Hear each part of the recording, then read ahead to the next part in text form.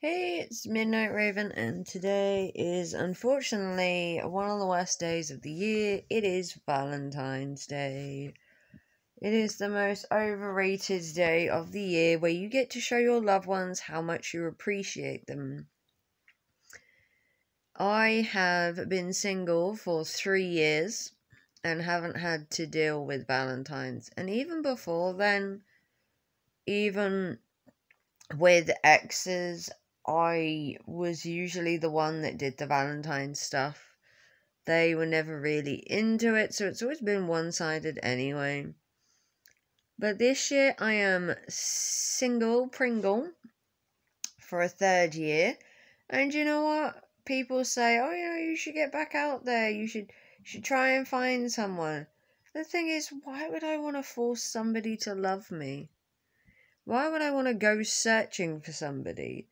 Isn't the idea of romance to be that you bump into somebody, you have a conversation, there's a spark, and you fall in love with each other naturally rather than searching for a person like you're desperate or needy or you just need to have somebody in your life? I would rather find love in a way that's natural. Just bumping into somebody, feeling a connection, having that spark where you smile at each other or something natural. Okay, my last relationship wasn't exactly natural. We met on a text dating site. And we were together for 13 wonderful years. So maybe sometimes this futuristic dating works where you swipe left or right. But back then we met on a text dating service that was in the back of a magazine, would you believe? Where you had to pay, the men did, to text people and the women got it for free. And I met my ex and we were together for 13 years from that, and that was amazing. And the whole dating scene now has changed. It's now swipe left and swipe right. There's no meeting in a pub or meeting while out shopping and clutching hands over a mango like they show in romance, films, or bumping into them by accident and knocking papers out of their hands in an office and suddenly falling in love. The whole romance cliche stuff of, you can just be tying your shoelace up and gaze up at a wonderful man who'll marry you and become your everything. It's so mushy and overrated and just unbelievable. But I'm sure you guys have some wonderful love stories out there. And you know what? I'd love you to share your dating love stories, how you met your partner. Was it a comedy romance that you found love with? Did you gaze up at him and think, oh, I'm in love with him? Did you bump into him in a supermarket over some produce and think, wow, this guy's for life? As corny as that sounds, let me know down below your dating life. Did you meet on a text dating site with your ex like I did? Because that's the story that I do love. Because back then, things like swipe left and swipe right were not a thing. And we met in the back of a magazine. I just happened to message this number. He popped up.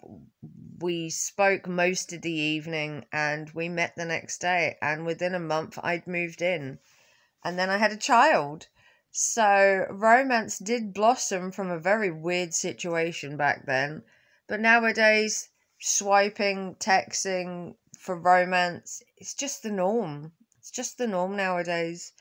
You tell somebody to go to a pub and meet somebody naturally, and they're like, well, why would I go out if I could just sit at home and go on Tinder or Match or Plenty of Fish and just swipe left or right and be very vain and pick a person like that by just their beauty alone. Beauty runs skin deep. It's not just the aesthetics of a person and how beautiful they look. The world's dumbest people can be the hottest people on the planet. I guarantee you there are some hot dumb people out there, but there are also some normal people who will also light up your day. Just because they're not pretty doesn't mean they're not intelligent, sophisticated, and have a personality. Judging people by how they look on Tinder and Plenty of Fish, it's kind of shallow, if you're honest. When I met my ex, we didn't see each other's pictures until we met in person near enough. There wasn't an ability, I don't remember, to send pictures. You could just text, and then you could send your number, and then you could talk on the phone, and only then could you send a picture, and that was by choice.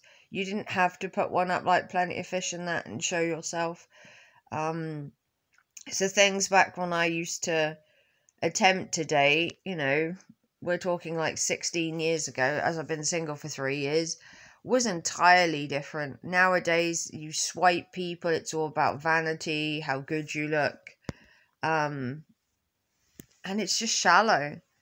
But the dating scene has changed. I am spending Valentine's Day single Pringle at home, alone, wallowing in my happiness of not having to deal with flowers, cards, presents, a fancy dinner, all those mundane things that, just wouldn't interest me.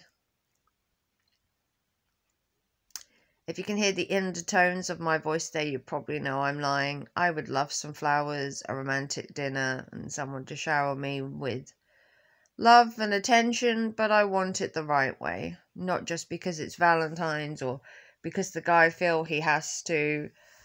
And I will stay single until I find the right guy. So if you're having Valentine's Day, go out there, have fun, don't spend too much. Remember, it's only one day of the year and you can shower presents and romance on your partner all year round. It doesn't have to be just for a commercialized, profit-mongering occasion. And I will see you all very soon. Have a wonderful Valentine's Day. Thanks for watching. Bye, guys.